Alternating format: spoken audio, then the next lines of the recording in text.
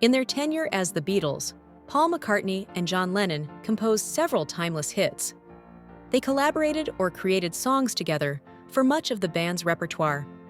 John and Paul used to meet at Paul's family house on Forthlin Road in Allerton or at Menlove Avenue at John's Aunt Mimi's house to write in the beginning.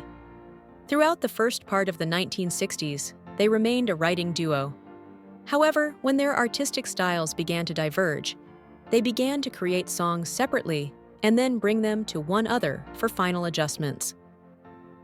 John and Paul's compositions when they were members of the Beatles were always credited to Lennon-McCartney, regardless of whether they were composed as a team or individually.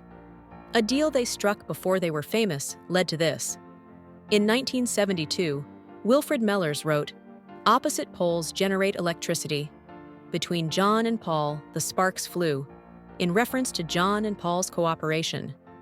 Paul's graceful poetry subdued John's raging iconoclasm, and John's resiliency hardened Paul's innocent charisma.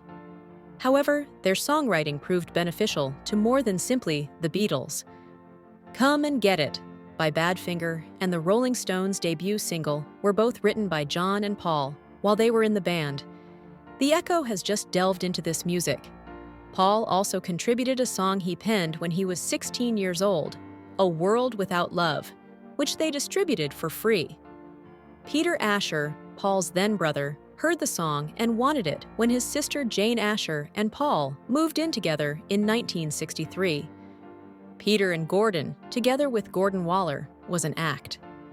After offering the song to Billy J. Kramer, Paul was glad to give it away because he did not expect the Beatles would record it.